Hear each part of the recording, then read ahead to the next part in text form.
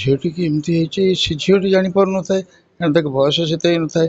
ବୟସ ବଢ଼ିଲା ପରେ ବି ସେ ଜାଣିଥିବ ଏଇ ଜିନିଷଟାକୁ, କିନ୍ତୁ ଏତେ କଷ୍ଟ ସହିବା ଭିତରେ ସେ ବି ବହୁତ ଖୁସିରେ ଥାଏ ଆଉ ନିଜକୁ ଷ୍ଟ୍ରଙ୍ଗ କରିକି ରଖିଥାଏ। ଆଉ ତା ବାପା ମାଆଙ୍କୁ ମଧ୍ୟ ଧନ୍ୟବାଦ ଦେବି ଯେ ସେ ତାକୁ ବହୁତ ଚେଷ୍ଟା କରିଥିଲେ ବଞ୍ଚିକି ରଖିବା ପାଇଁ। ଗାଇ ପାରୁଥିଲା, ନାଚି ପାରୁଥିଲା, ଆଉ ଅଭିନୟ କରିପାରୁଥିଲା, ସବୁ ଜିନିଷଟା ସେ କରିପାରୁଥିଲା।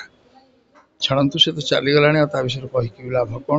ଏତେ କମ୍ ବୟସରେ ଚାଲିଯିବ ବୋଲି କେହି ଭାବିନଥିଲେ କି ବର୍ତ୍ତମାନ ବି ବିଶ୍ୱାସ ହଉନି।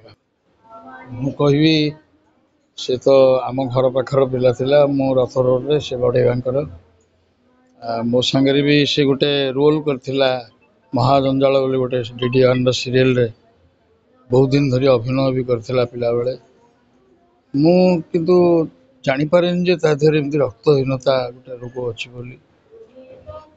ତା ବାପା ଯେତେବେଳେ ବହୁତ ବ୍ୟସ୍ତ ହୁଅନ୍ତି ଚନ୍ଦ୍ରନ ଭାଇନା, ସେତେବେଳେ ମୁଁ ଜାଣିଲି ଯେ ମୁଁ କହିଲି କାହିଁକି ଆପଣ ଏତେ ବ୍ୟସ୍ତ ହେଉଛନ୍ତି। ସେ ମୋତେ ଥରେ କହିଲେ, ତାପରେ ମୁଁ ଜାଣିଲି ଆରେ ହେ ଝିଅଟିକି ଏମିତି ହେଇଛି ସେ ଝିଅଟି ଜାଣିପାରୁନଥାଏ କାରଣ ତାକୁ ବୟସ ସେତେ ହେଇନଥାଏ।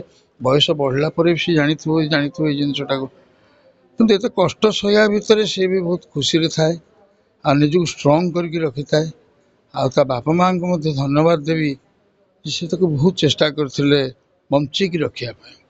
ଏବଂ ଏଇ ପ୍ରକାର ରୋଗୀମାନଙ୍କୁ ପରିବାରକୁ ଏକାଠି କରି ସେ ଗୋଟେ ଆନ୍ଦୋଳନ ସୃଷ୍ଟି କରିଥିଲେ ଯେ ଏଇ ଥାଲାସେମିଆ ରୋଗୀମାନେ ଯେମିତି ରକ୍ତ ପାଇବେ, ଇଏ କରିବେ।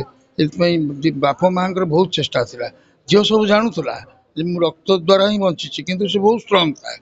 ଆଉ ତାର ଗୋଟେ ବଡ଼ ପ୍ରତିଭା ସେ ଥିଲା। ଗାଇ ପାରୁଥିଲା, ନାଚି ପାରୁଥିଲା, ଆଉ ଅଭିନୟ କରିପାରୁଥିଲା, ସବୁ ଜିନିଷଟା ସେ କରିପାରୁଥିଲା। ଛାଡ଼ନ୍ତୁ, ସେ ତ ଚାଲିଗଲାଣି ଆଉ ତା ବିଷୟରେ କହିକି ବି ଲାଭ କ'ଣ। ଏତେ କମ୍ ବୟସରେ ଚାଲିଯିବ ବୋଲି କେହି ଭାବିନଥିଲେ କି ବର୍ତ୍ତମାନ ବି ବିଶ୍ୱାସ ହଉନି।